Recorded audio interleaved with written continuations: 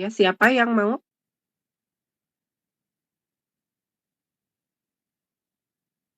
Salma, Bu. Baik, silahkan Salma. Bentar.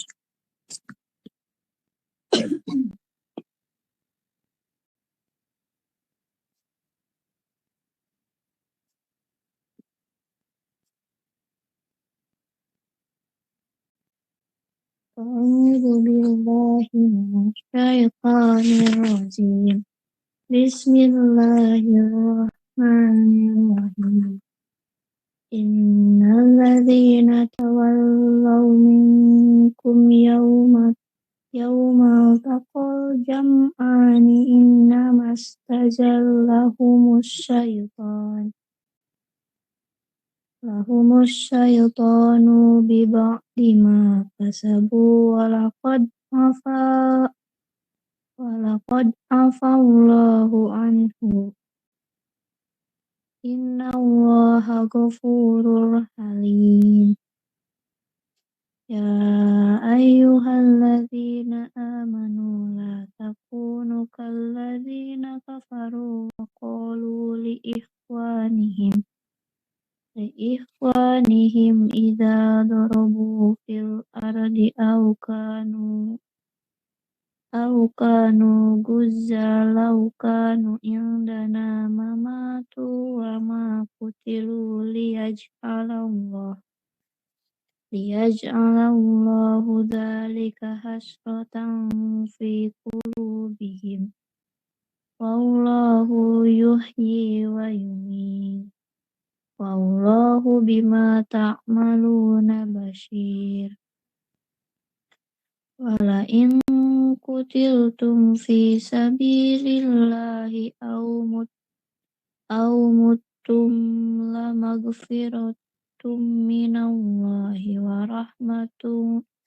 rahmatun khairum mimma yajma'un.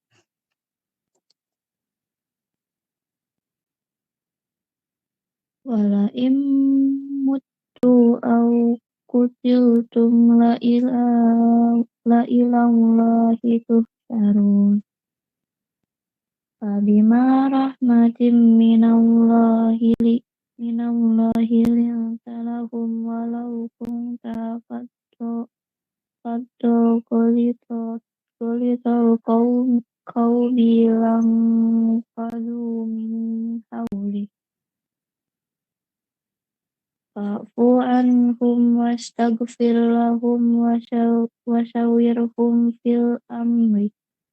Wa idza azamta fatawakkal 'alallah. Innallaha yuhibbul mutawakkilin. In yansurkumullahu fala ghaliba lakum. Wa iyahdurukum faman dzalladzi yansurukum min ba'dihi wa 'alallahi falyatawakkalul mu'minun. Shadaqallahul azim.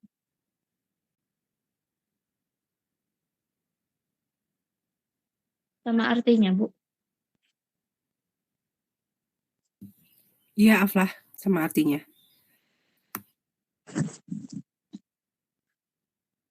Sesungguhnya orang-orang yang berpaling di antara kamu ketika terjadi pertempuran antara dua pasukan itu, sesungguhnya mereka digelincirkan oleh setan disebabkan sebagian kesalahan dosa yang telah mereka perbuat pada masa lampau. Tetapi Allah benar-benar telah memaafkan mereka. Sungguh Allah Maha Pengampun, Maha Penyantun. Wahai orang-orang yang beriman, janganlah kamu seperti orang-orang kafir yang mengatakan kepada saudara-saudaranya apabila mereka mengadakan perjalanan di bumi atau berperang, sekiranya mereka tetap bersama kita, tentulah mereka tidak mati dan tidak terbunuh. Dan perkataan yang demikian itu karena Allah hendak menimbulkan rasa penyesalan di hati mereka. Allah menghidupkan dan mematikan, dan Allah Maha melihat apa yang kamu kerjakan. Dan sungguh sekiranya kamu gugur di jalan Allah atau mati, sungguh pasti ampunan Allah dan rahmatnya lebih baik bagimu daripada apa harta rampasan yang mereka kumpulkan. Dan sungguh sekiranya kamu mati atau gugur pasti kepada Allah kamu dikumpulkan. Maka berkat rahmat Allah engkau Muhammad berlaku lemah lembut terhadap mereka. Sekiranya engkau bersikap keras dan berhati kasar, tentulah mereka menjauhkan diri dari sekitarmu. Mereka menjauhkan diri dari sekitarmu. Karena itu maafkanlah mereka dan mohonkanlah ampunan untuk mereka dan bermusyawarahlah dengan mereka dalam urusan itu. Kemudian apabila engkau telah membulatkan tekad maka bertakwalah kepada Allah. Sungguh Allah mencintai orang-orang yang bertakwa. Jika Allah menolong kamu maka tidak ada yang dapat mengalahkanmu. Tapi jika Allah biarkan kamu tidak memberi pertolongan, maka siapa yang dapat menolongmu setelah itu? Karena itu hendaklah kepada Allah saja orang-orang mukmin bertawakal. Maha benar Allah dengan segala firman-Nya. Alhamdulillahirrabbilalamin. Faiza azamta fattawakal 'alallah ya. Jadi barang siapa yang bersungguh-sungguh lalu bertawakal kepada Allah, niscaya akan mendapatkan pertolongan dari Allah. Amin ya rabbal alamin. Teman-teman semuanya berazam untuk menuntut ilmu dimanapun ya, baik di kampus maupun di luar, lalu hasilnya diserahkan kepada Allah, insya Allah akan mendapatkan yang terbaik ya, ilmu-ilmu yang bermanfaat dari Allah Subhanahu wa Ta'ala. Amin ya rabbal alamin. Nah teman-teman, sebelumnya mohon maaf nih suara saya agak kurang enak karena lagi kurang sehat. Kita review sedikit ya yang kemarin mengenai apa kemarin kita presentasi mengenai siklus nutrisi ya. Nah nanti sebetulnya akan ada kuis gitu seberesnya slide yang ini, tapi sekarang kita review dulu mengenai apa yang kemarin teman-teman presentasikan. Ini di Gmeet-nya di HP teman-teman besar nggak gambarnya? Saya mau full screen tapi takut ngehang Gmeet-nya. Tapi kalau kecil saya full screen sekarang. Besar Ibu. Udah besar bisa ya? Oke. Nah, kemarin jadi di sini yang kita titik beratkan adalah proses apa?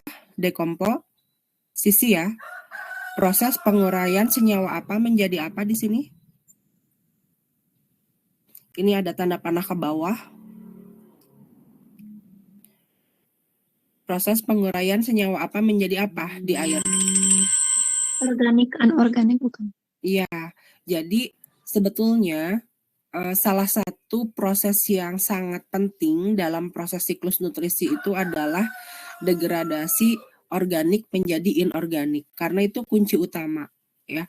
Karena sebenarnya juga sumber nutrisi di dalam sistem akuatik yang sangat penting, yang sangat menentukan itu adalah input organik gitu. Input organik ke dalam sistem. Nah, sebetulnya organik di dalam aquatic system itu lebih banyak menimbulkan masalah sebetulnya ya, jika tidak terurai. Nah, tetapi jika dia terurai menjadi inorganik, maka inorganik tersebut akan menjadi nutrien sehingga input organik tadi yang ada di atas ini, jasad-jasad ikan, jasad-jasad organisme, feses dan lain sebagainya menjadi sumber nutrisi gitu ya, karena si organik tersebut nanti diurai menjadi senyawa inorganik gitu. Nah sekarang teman-teman lihat tanda panah ke atas. Nah kemarin sempat kita bahas maksudnya tanda panah ke atas ini apa kemarin? Di sini ada tulisan release of nutrients ya. Jadi kalau tanda panah dari atas ke bawah itu proses tenggelamnya materi-materi organik dari organisme tenggelam gitu ya ke bawah, dan seiring tenggelam dia tenggelam tuh mengalami sedimentasi ya. Sedimentasi itu pengendapan di dasar. Nah, selama proses tenggelam gitu, di sini tuh ada proses-proses macam-macam. Ada grazing, ada microbial degradation, ada dissolution, sampai seterusnya jatuh ke bawah menjadi inorganic nutrient. Atau tenggelam dulu semuanya masih dalam bentuk organik di bawah. Lalu proses grazing, microbial degradation, dissolutionnya itu ada di bawah gitu ya. Jadi tergantung fenomenanya.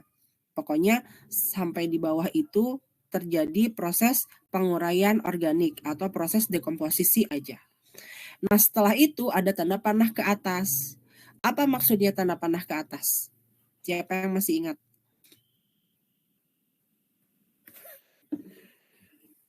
Perpindahan nutrisi atau organiknya tuh jadi ke atas, jadi menyebar.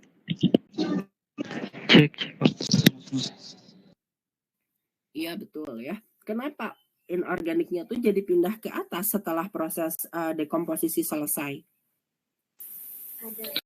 Karena terbawa arus laut bawah ke atas. Ya, kata Indra karena terbawa arus laut dari bawah ke atas. Oke, ada lagi yang lain? Karena pergerakan ikan. Karena pergerakan ikan, ya. Yang lain? Upwelling, Ibu. Upwelling, oke. Bagus ya teman-teman, ingatnya upwelling ya. Nah, sebetulnya jika ada upwelling, betul akan bergerak ke atas. Sehingga upwelling itu kemarin sisi positifnya apa? Bisa membantu homogenisasi nutrien ya. Jadi membantu menyebarkan nutrisi gitu loh, inorganik ke seluruh kolom air sehingga merata si nutrisinya. Nah, tetapi secara alami ya, naturally gitu, inorganic nutrien itu akan naik otomatis ke atas walaupun tidak ada arus upwelling. Kenapa? Karena apanya yang menjadi semakin lebih kecil setelah didekomposisi atau didegradasi si masing-masing senyawa tersebut. Berubah apanya? Kan senyawanya berubah nih, misalnya yang tadinya amonium menjadi nitrat, yang tadinya organik fosfat menjadi ortofosfat gitu ya. Dua limiting factor itu nitrogen dan fosfat misalnya. Nah, jadinya apanya yang berubah? Yang bertambah kecil? Masanya, Bu. Masa apa? Biasanya istilahnya dalam kimia apa tuh? Masalah Yang senyawa kompleksnya di sederhana, Bu. Ya, berarti apanya yang menjadi kecil? Kalau di air itu bikin yang menentukan mengambang, tenggelam, atau melayang, itu apanya sih? Massa beratnya, Bu. Iya, massa jenis ya. Nah, jadi karena massa jenisnya menjadi kecil dan mungkin sebagian menjadi sama dengan air gitu ya, atau lebih kecil kalau lebih kecil bakal di atas ya. Ya sama dengan air lah ya. Sama dengan air mengecil massa jenisnya, maka dia otomatis naik ke atas gitu. Kebayang kan ya? Gampang ya? Jadi kimia nih ya. Nah, sekarang kalau begitu, kalau terjadi dekomposisi di bawah, ya, nanti menghasilkan senyawa-senyawa inorganik dan senyawa inorganiknya itu otomatis akan mengalami transportasi gitu ya ke atas. Maka kira-kira senyawa inorganik itu akan cenderung berkumpul di mana? Di permukaan. Ya, di atas ya, di daerah permukaan sampai ke kolom, ya kira-kira sampai ke metalimnion lah, sampai ke tengah-tengah gitu. Kalau di danau itu ada tiga dipotong 3 bagian gitu ya. Epilimnion, metalimnion, dan hipolimnion. Nah, kalau begitu, siapa organisme yang memerlukan inorganik nutrien sebagai sumber nutrisinya? Kalau ikan besar, ikan pemakan daging, dia itu sebetulnya memakan Konsumsi organik atau inorganik? Organik. Organik ya, betul. Nah sekarang siapa yang mengkonsumsi inorganik? Kira-kira organisme di laut? Fitoplankton. Betul, ya. Autotrof salah satunya dan bakteri-bakteri ada ya. Bakteri-bakteri juga dia memerlukan inorganik nutrien. Sehingga itulah alasannya kenapa di gambar ini fitoplankton dituliskannya ada di bagian atas ya. Tidak dituliskan ada di bagian bawah. Sementara kalau ikan mah bisa ada di mana-mana gitu ya, bisa di atas, bisa di tengah, ada di bawah. Nah, itu teman-teman yang saya maksud sebagai species distribution gitu ya, distribusi spesies. Gitu. Sampai sini kebayang nggak? Adik kalau ada yang belum paham kasih tahu ya. Nah, ini slide selanjutnya. Oh, maaf loading ya. Teman-teman tolong geser aja di HP masing-masing atau di laptop masing-masing slide selanjutnya ya. Di sana ada contoh-contoh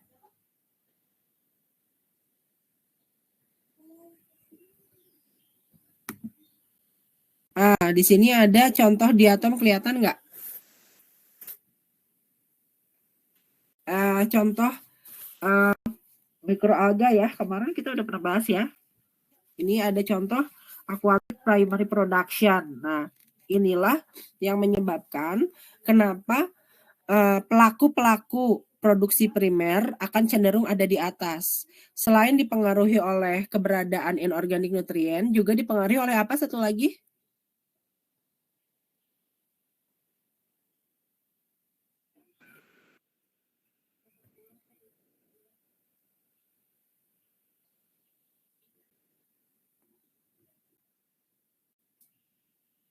Oleh apa? Kenapa dia ada di atas? Coba dilihat. Pelaku kenapa? Alga bukan, Bu? Ya, maksudnya kenapa alganya ada di atas, di bagian atas? Dia butuh apa untuk melakukan proses apa? Fotosintesis. Ya, Sintesis. betul. Cahaya matahari. Ya, sip. Berarti udah kebayang ya? Berarti kalau kita mau ngukur produktivitas primer di laut nih, teman-teman mau ngukur nih produktivitas primer di laut, praktikum misalnya, oh amin ya, kita bisa ke laut nih. Nanti kita ambil sampel air misalnya pakai alat water sampler namanya. Water sampler itu bisa kita setting mau kedalaman berapa. Talinya tinggal dicelupinnya kedalaman berapa. Kira-kira teman-teman mau ambil di bagian yang mana? Atas, tengah, atau bawah? Pengen ngambil primary productivity yang paling tinggi. Di paling atas. Jadi di daerah atas ya, lapisan atas. Oke Paling teman-teman. atas, Bu. Ya. Nah, saya jeda dulu ya. Jeda dulu untuk mau ganti ke PowerPoint yang lain. Saya jeda dulu, tapi akan saya beri kuis ya tentang nutrient cycling dan aquatic primary productivity. Teman-teman silahkan belajar dulu kurang lebih 5 menit lah ya. Nanti 5 menit saya share Google Form di grup ya. Gampang lah ya, udah pada ngerti ya. Baik, Bu. Ya, oke. Boleh stay di sini, boleh keluar dulu juga boleh. Kalau saya mungkin di sini aja stay.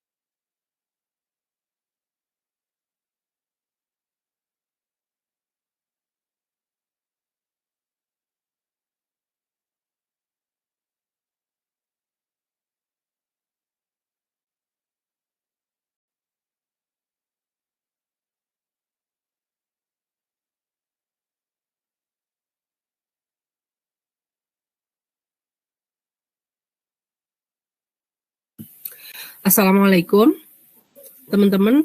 Udah selesai ya?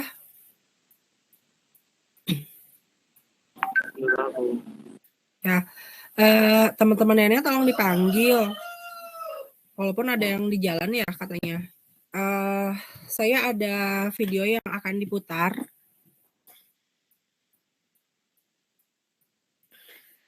Nanti saya kirim PowerPoint-nya mungkin lewat Google Drive. Kita udah punya Google Classroom kan ya? Nanti di Google Classroom aja, soalnya ini ada videonya, jadi tidak bisa saya kirim di grup di WhatsApp. Ya, baik. Sekarang kita berpindah ya ke pertemuan selanjutnya. Kita perdalam mengenai mikroalgi. Apa itu mikroalgi? Tapi di sini kita tidak akan terlalu banyak membahas spesies-spesiesnya ya. Kita akan membahas potensi-potensinya dari beberapa contoh sampel spesies dan aplikasi-aplikasi bioteknologinya ya. Nah, nanti abis ini ada video tentang aplikasi dalam bidang lingkungan, mikroalga di bidang lingkungan. Siapa tahu bisa jadi ide-ide untuk nanti kita praktek penelitian kecil tuh setelah UTS. Silahkan, siapa yang masih ingat apa itu mikroalga? Mikroalgi ya.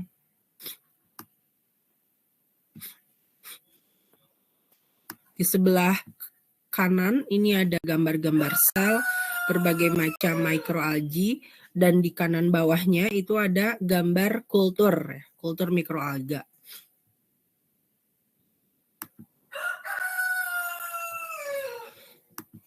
Ada yang pernah dengar mikroalga?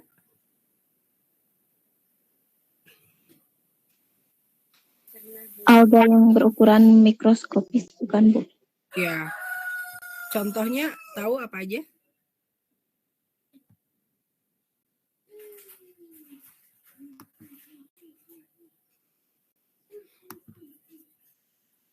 Ini slide-nya muncul nggak?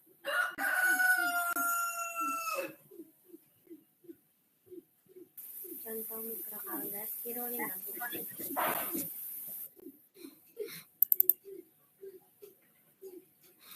Ya, saya coba putarkan ya videonya. Jadi mikroalga itu adalah alga yang berukuran mikroskopis. Contohnya seperti chlorella, spirulina.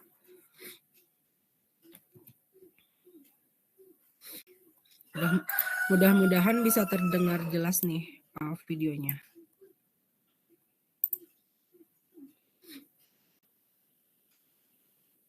Kalau tidak terdengar nanti kasih tahu ya langsung. Agak berat ini PPT-nya.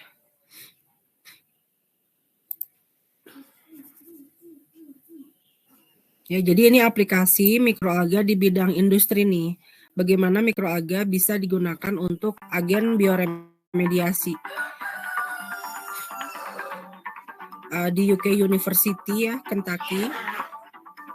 Nah, jadi alganya digunakan untuk CO2 capture, untuk menangkap CO2. With federally mandated CO2 limits on the horizon, work underway at the University of Kentucky Center for Applied Energy Research is more critical than ever. Terdengar nggak suara videonya? Terdengar, Bu. Terdengar, Bu. Alhamdulillah, baik. CAER is developing green technology to capture CO2 emissions from coal-fired power plants.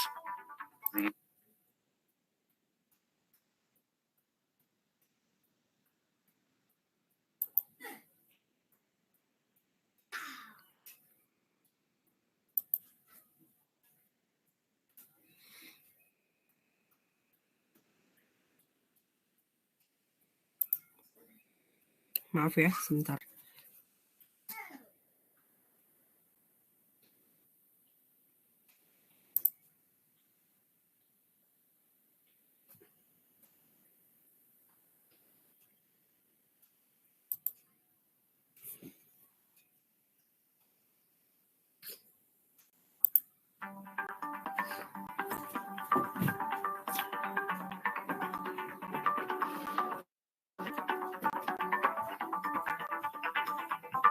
More than 90% of Kentucky's power comes from coal.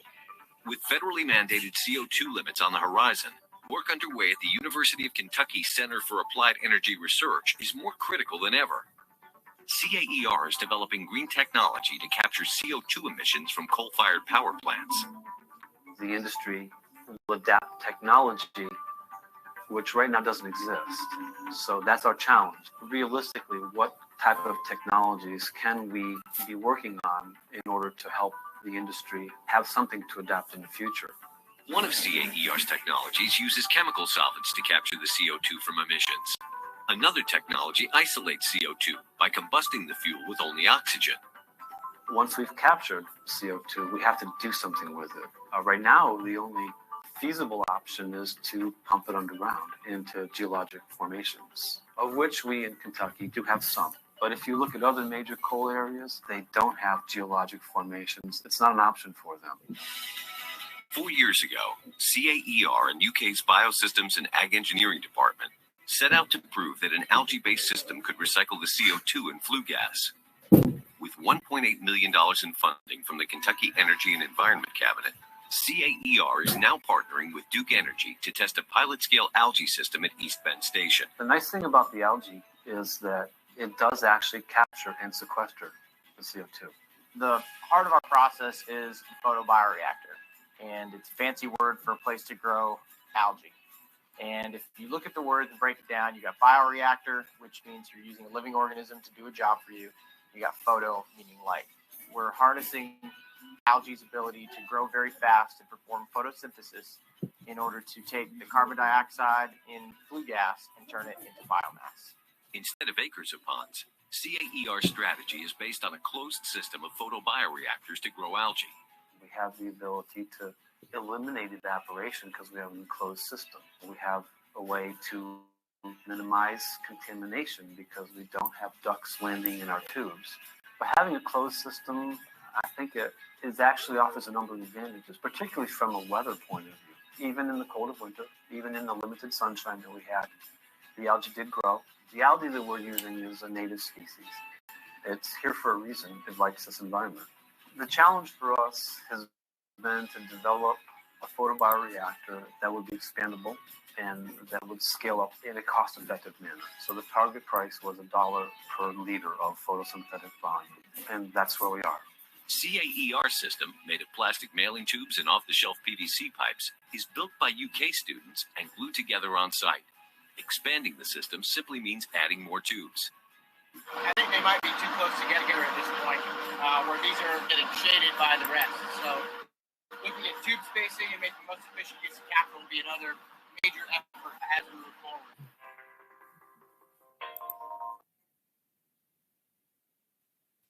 Ya, kita potong dulu ya. Kira-kira apa yang teman-teman tangkap dari video ini?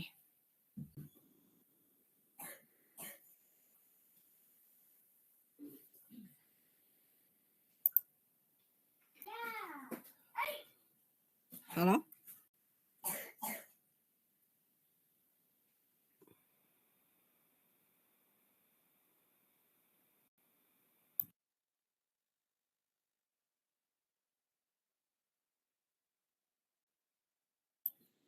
Masih terdengar nggak? Terdengar, Bu. Masih, Bu. Ya, silahkan. Sebelum videonya dilanjutkan, kira-kira apa yang disampaikan pada video tersebut? Inovasi apa mereka bikin?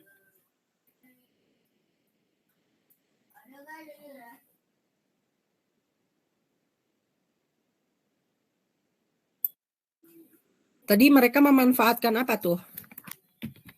Limbah apa?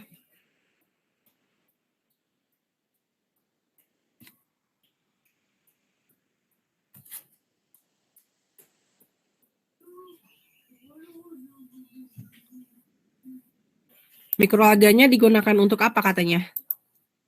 Ada yang tahu nggak? Mikroalga tersebut memiliki kemampuan apa? Proses apa? Kan punya pigmen klorofil ya. Berarti dia bisa melakukan proses apa? Fotosintesis, Ibu. Fotosintesis. Nah, pada proses fotosintesis tersebut memerlukan bahan baku apa sih kalau di proses fotosintesis? Cahaya matahari. Cahaya matahari CO2. dan CO2. Gula air. Nah, di video itu dia memanfaatkan apa dari limbahnya? Limbah yang digunakan dia apa? Tadi kelihatan nggak limbahnya disalurkan ke bioreaktor kultur mikroalga tuh limbahnya.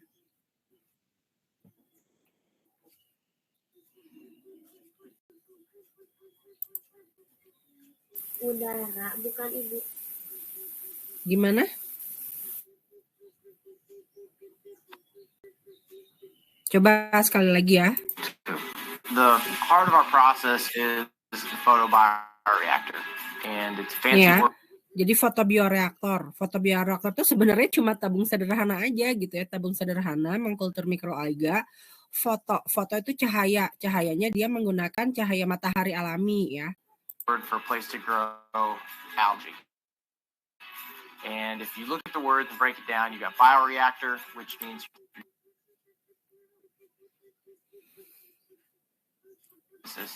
in order to take the carbon dioxide in flue gas.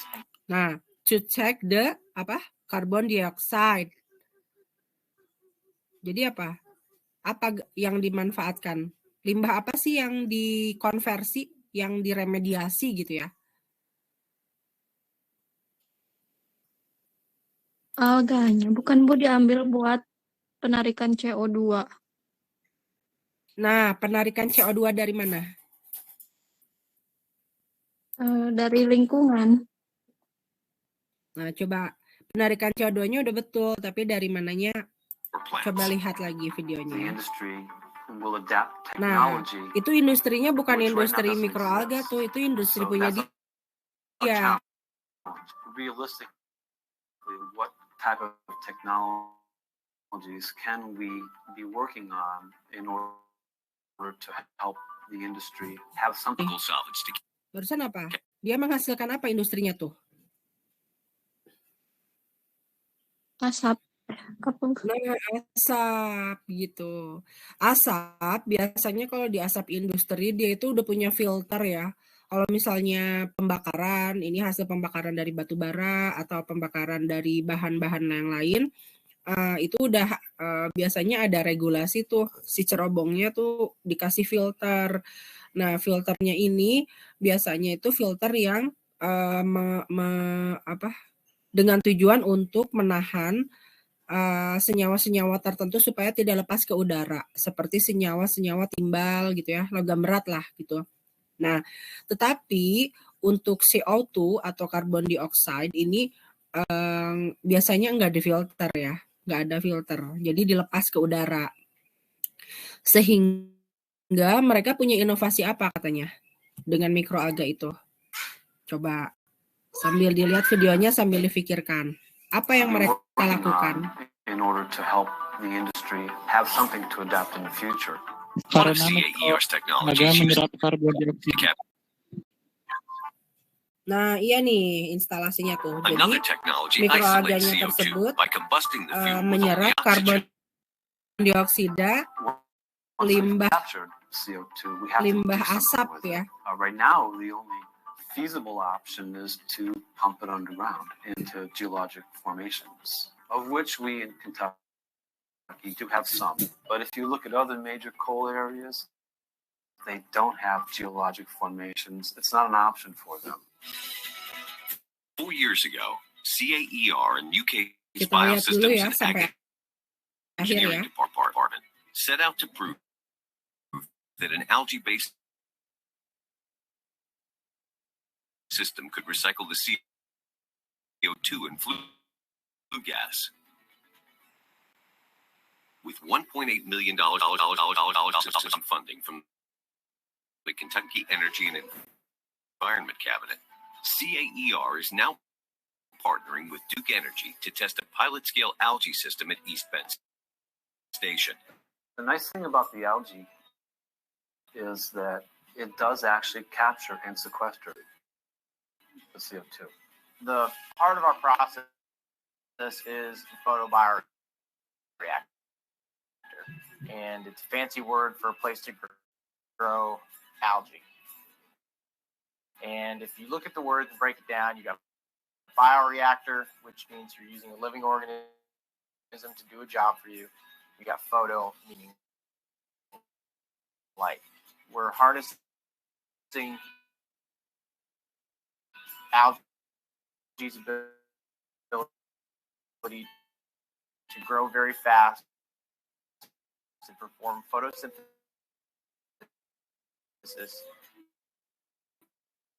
in order to take the carbon dioxide in flue gas and turn it into biomass.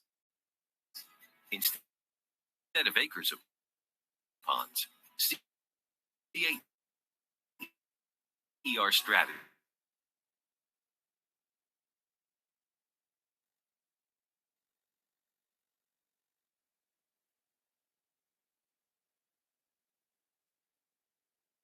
is based on a closed system of photobioreactors to grow algae.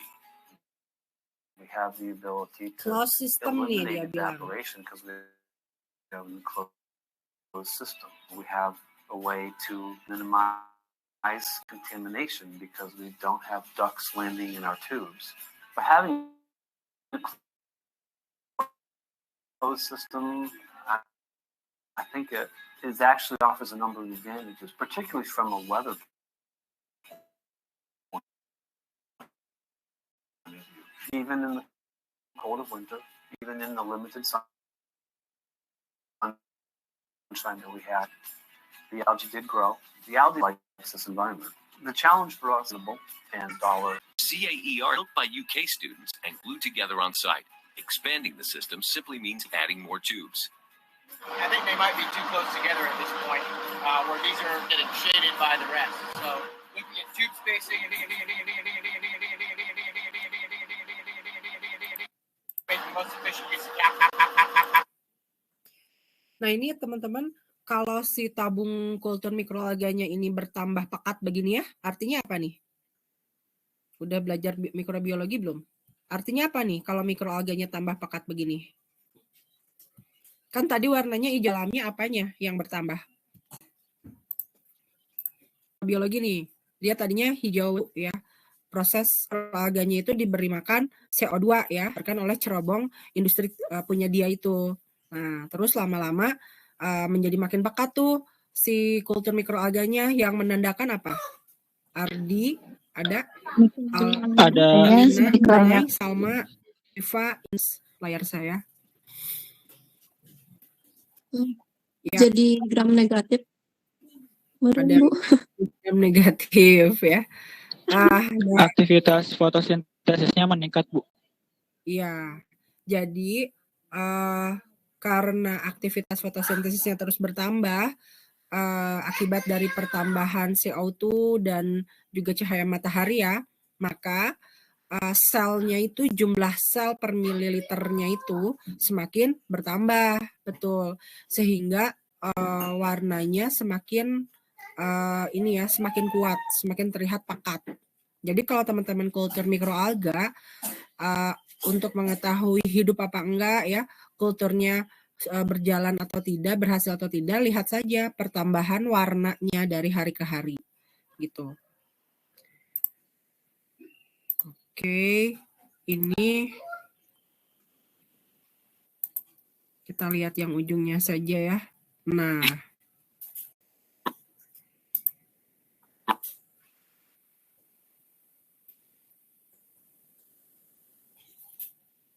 ya, kita sampai jam berapa? Udah habis belum waktunya?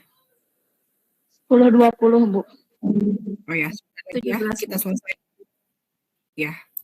We have installed a 5,000 gallon feed tank with 2 centrifugal pumps. And that main tank serves as the hub. That's where we add our CO2. That's where we add our nutrients.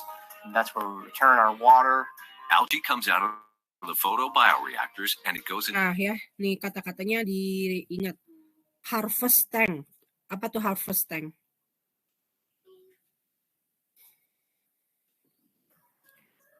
Harvest tank apa? Harvest. Harvest itu apa artinya?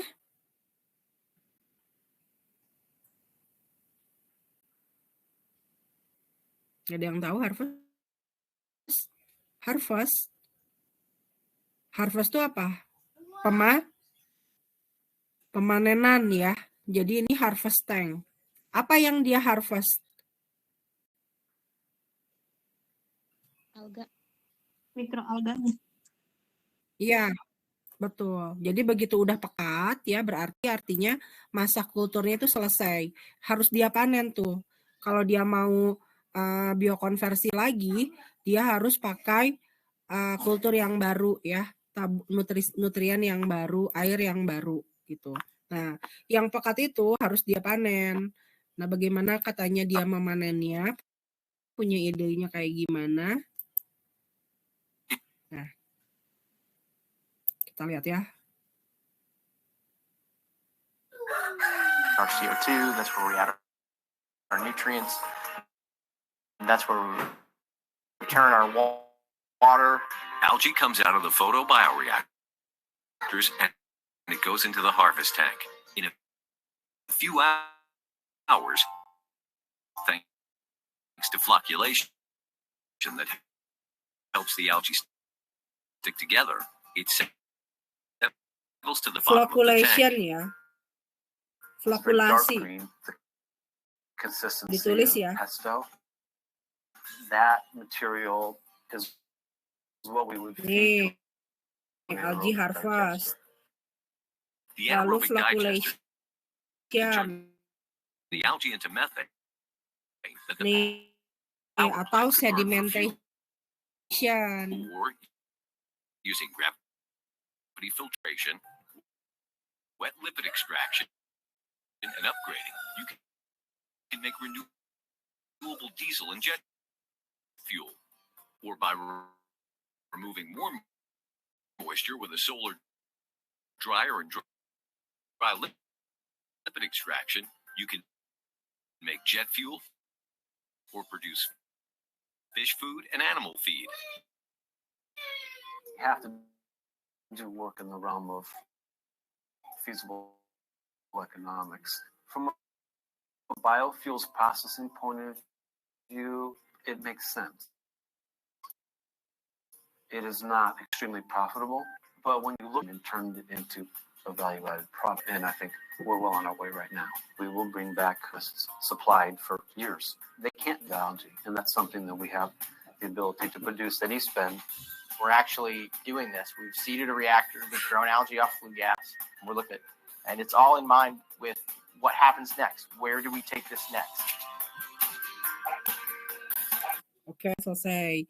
Ada satu orang yang bisa meresum dari video ini. Nah, tadi dia bikin apa tuh setelah disedimentasi atau diflokulasi? Dia panen melalui metode sedimentasi atau flokulasi. Ya, nggak usah mikir jauh-jauh ya. Susah sedimentasi atau supaya medium tumbuhnya, supaya kita dapat telnya, katanya mereka gunakan apa katanya tadi hasilnya dipakai dari yang tadinya limbah sampah bisa menghasilkan biomasa yang bernilai ekonomi tuh. Siapa yang bisa menjelaskan? Menjadi biofuel kan, Bu? Iya, bisa katanya bisa menjadi biofuel. Tadi biosolar ya, dia kasih contoh ya. Biosolar atau bio apa?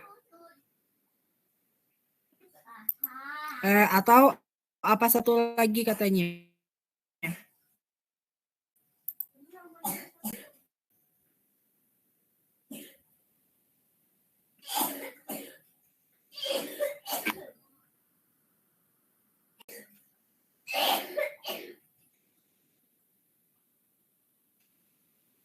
Satu lagi apa dia? Doing this, we've seeded a reactor.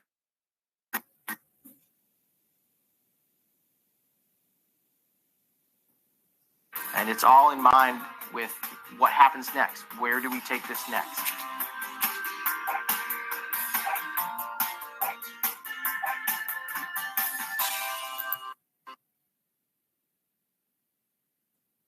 Volumes of dewatered algae.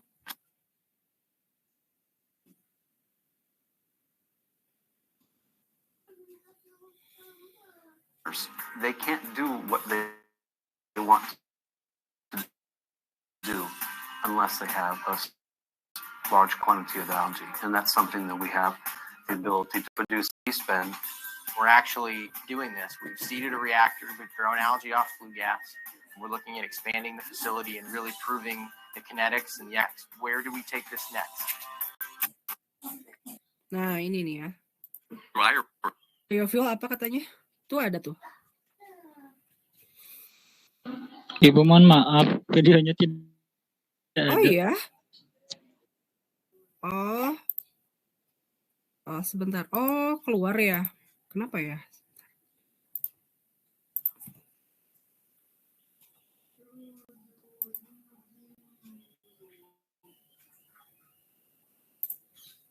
Nah, ini muncul nggak?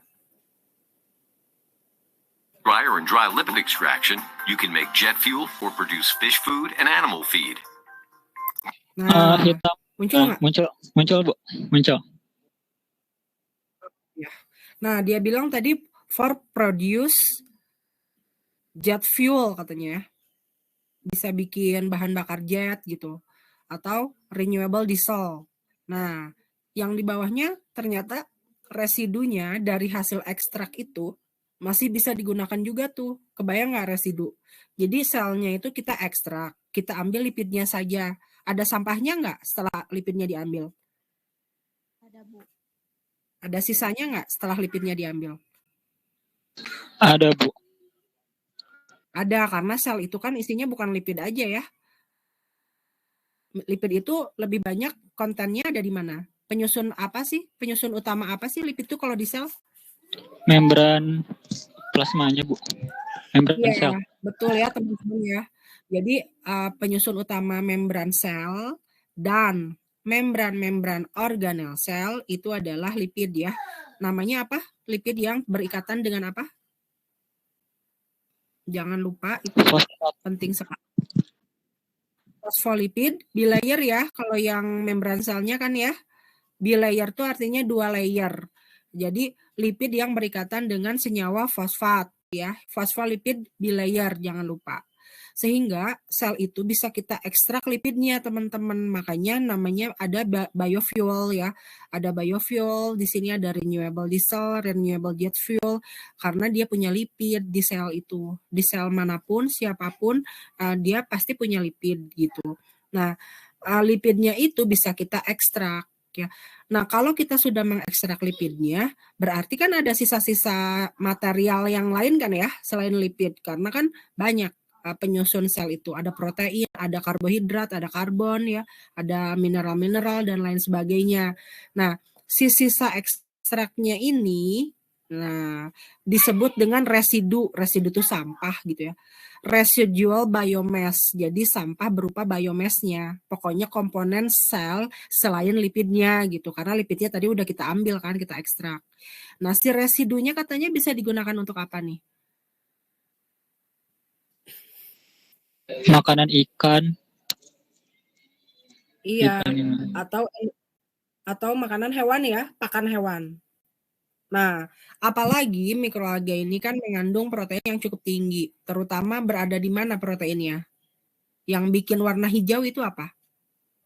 Klorofil.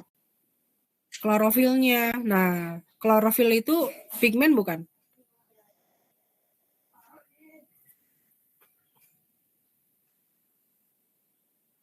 Klorofil itu apa? Senyawa apa? Di kloroplasnya Bu. Ya, wadahnya namanya kloroplas ya. Organel selnya namanya kloroplas, wadahnya klorofil. Nah, klorofil itu adalah pigmen dan seluruh pigmen itu merupakan senyawa protein. Protein. Jadi mikroalga ini tentunya mengandung protein. Jadi untuk sel-sel yang memiliki pigmen mau pigmen klorofil, pigmen pikosianin, pokoknya pigmen, semua pigmen itu protein ya. Nah, sehingga biomasa residu biomasa ini bisa digunakan untuk makanan ikan, makanan hewan katanya, karena ya mengandung protein tersebut ya. Protein kan makronutrien ya, makronutrien untuk ternak-ternak kan, karena makronutrien itu artinya nutrisi yang diperlukan dalam jumlah yang banyak. Begitu. Gimana? Udah kebayang belum si desain pemanfaatan mikroalga di video ini? Terbayang, Bu. Jadi berawal dari apa tuh bahan bakunya? Tadi apa yang dia manfaatkan? Karbon dioksida. Karbon dioksida ya, yang tadinya tuh dia akan membahayakan lingkungan ya kalau dilepas ke udara begitu saja ya. Bisa meningkatkan karbon di udara ya, CO2 di udara yang mengakibatkan gas rumah kaca itu. Nah, tapi kalau kita capture, kita tangkap, kita alirkan ke kultur mikroalga, nah akhirnya bisa menjadi biomasa ya, biomasa mikroalga yang bisa dimanfaatkan untuk berbagai macam keperluan atau aplikasi seperti ekstrak lipidnya untuk bahan bakar biofuel ya, bahan bakar berkelanjutan, dan residu selain lipidnya kita gunakan untuk pakan. Kira-kira terbayang tidak?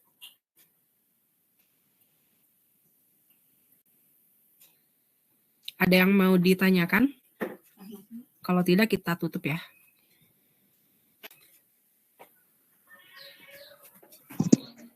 Ibu Indra izin bertanya. Iya, silakan.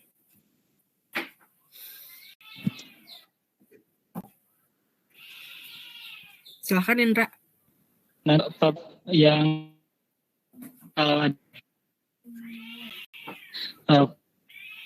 putus-putus Indra di saya.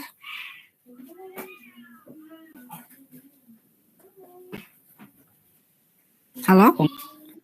Oh, Indra sinyalnya lagi ini kali ya. Indra boleh diketik atau kalau enggak, kalau sinyalnya lagi kurang bagus.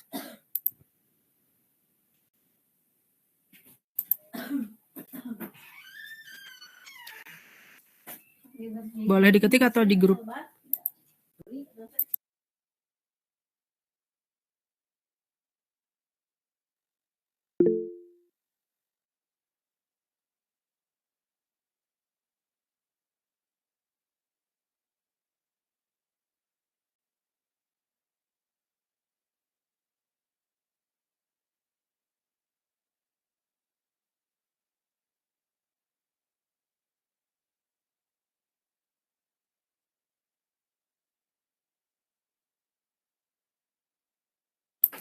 Ya Indra, bagaimana? Ada yang mau disampaikan?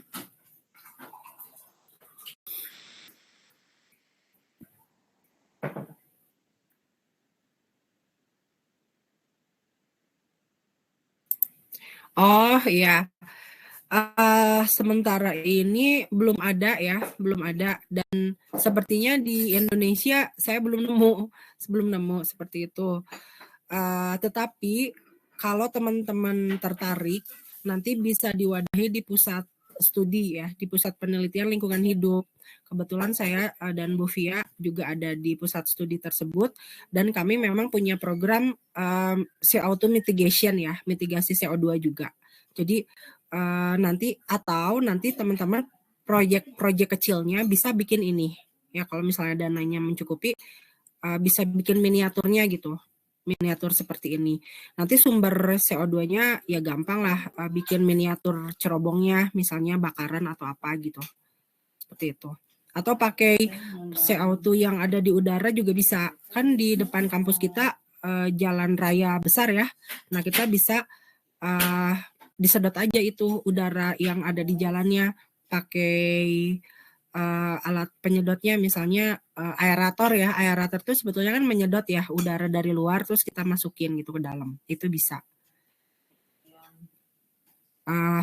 Kalau ada kelompok yang tertarik, boleh nanti bisa saya ini ya, saya terima proyek kecilnya. Kalau ada yang mau CO2 mitigation pakai mikroalga.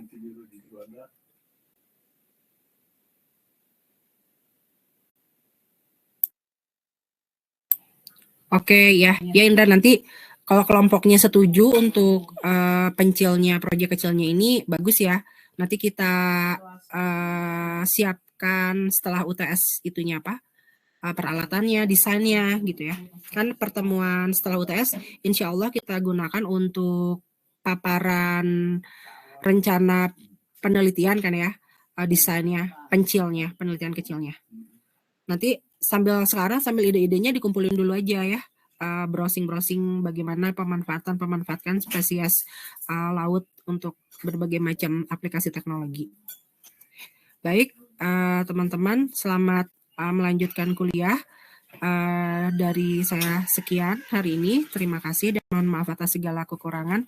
Wassalamualaikum warahmatullahi wabarakatuh. Waalaikumsalam warahmatullahi wabarakatuh. Terima kasih banyak Ibu. Terima kasih banyak Ibu. Sama-sama, saya izin tutup ya.